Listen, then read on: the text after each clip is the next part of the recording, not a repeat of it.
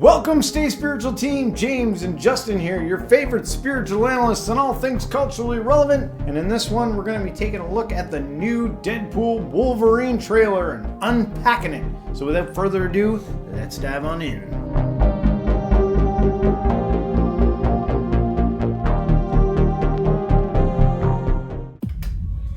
I told you, you're not welcome here. You're not welcome anywhere. Now get the fuck out of my bar. Just give me one more drink and then I'll leave. Hi, Peanut. I'm gonna need you to come with me right now. Look, lady, I'm not interested. All right, well, I'm sort of on the tick-tick, so upsy daisy. Here we go. Oh, whiskey dick of the claws. It's quite common in Wolverines over 40. You don't want this. Unless you want to take a deep breath through your fucking forehead, I suggest you reconsider.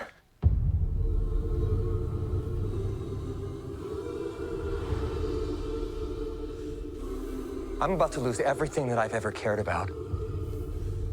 Not my fucking problem. Is that what you said when your world went to shit? Come again.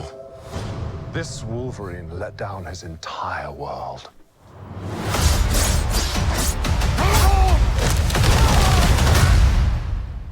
Want to talk about what's haunting you, or should we wait for a third act flashback? Go fuck yourself.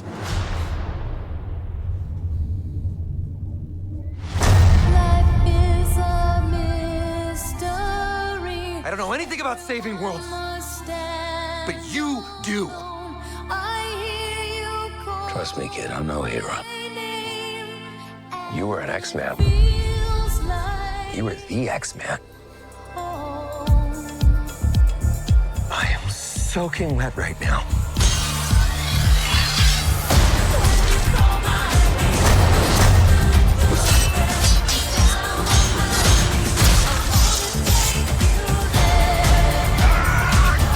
Boys are so silly. This is what I'm talking about. Big slow motion action sequence. Who knows if you live or die? Let's fucking go. Let's fucking go.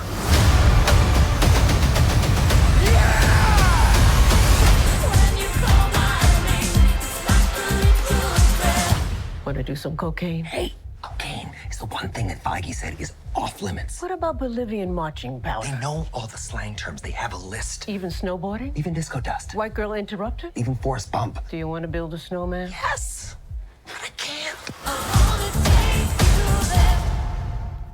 Man, oh man, trailers have really evolved over the years. What's with the swearing? You could have never gotten away with that back in the day on public cable television. Yeah. They used it a lot. I think it looks cool. I really liked the first two Deadpools. I like that it's kind of that it takes the whole superhero thing and does what it wants with it, you know? Yeah. Like the fight sequence music is like a prayer. That's hilarious. Hugh Jackman, man. He looks like Jack still. How is it even possible? He looks like he's in his 50s. He's got to be in his 50s by now. Yeah, man. He He's been does. around forever. Yeah. He looks good. And the only thing is, you know that thing at the end where they're going on about the cocaine or whatever, and they're listing all the names of it? I've never been a huge fan of that gag. You know what I mean? Whenever in any movie. But the rest of it looks cool to me. Yeah. You know, I want to see it. I'm a Deadpool fan. Well, hey, you know what? Stay Spiritual channel here. We're going to go a little bit deeper here. I'm just curious about superheroes and kind of like the fetish we have with them ever since movies, entertainment's been out there. We've been, we're hooked on these, man. People dole out the money for superhero movies to go see them. Now, what do you think it is? What is it with us that we love? Why are we so attracted to this type of a movie? Well, there's been a bit of an evolution, even if it's on the slow side with this stuff. Like, I don't think you would see a superhero like Deadpool, 30 years ago in the mainstream. Yeah. Like he's so quirky. He breaks the fourth wall. Yeah. Does whatever he wants. I think I've seen him with like a Hello Kitty backpack. Yeah. Which is hilarious and awesome. I think it reflects the superheroes of our time.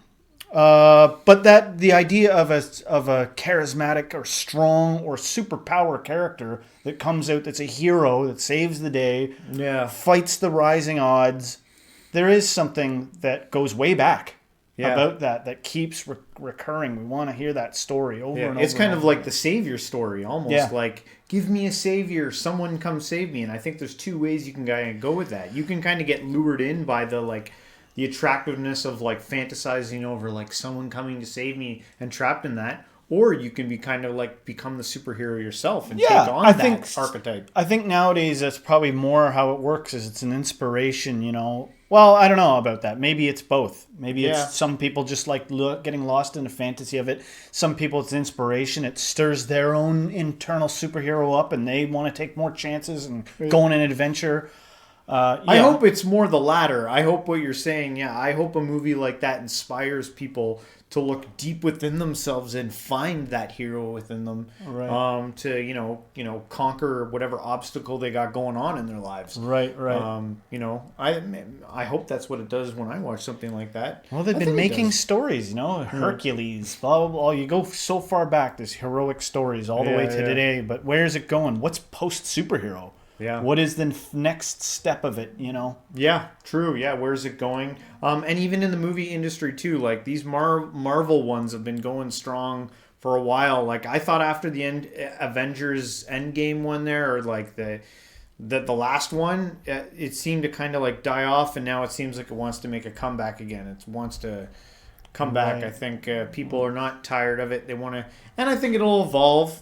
You know, the stories. Always a new, fresh audience to come along because people get older and then new youngsters come along. That's right. Not that you can't be into this till you're 100. Yeah, you can be into it if you want forever. Yeah. But it is sort of surprising that archetype of a thing still exists in any form. We're still into superheroes. People haven't like become so cynical that they can't think of a hero anymore, or you know.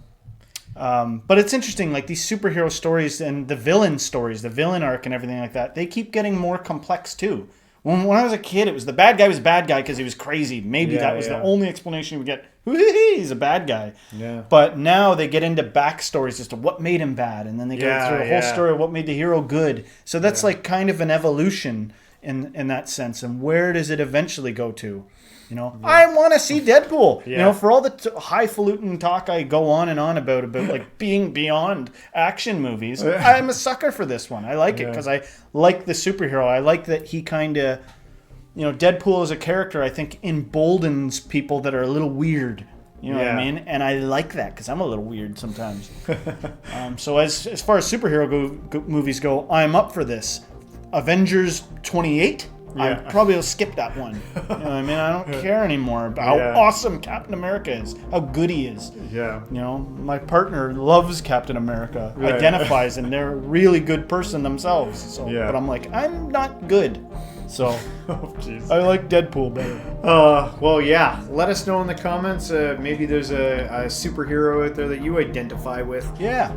That'd be cool to hear in the comments. And guys, if you liked our reaction, please don't forget to hit the like, subscribe, share this with a friend, and everyone. Till next time, Stay spiritual.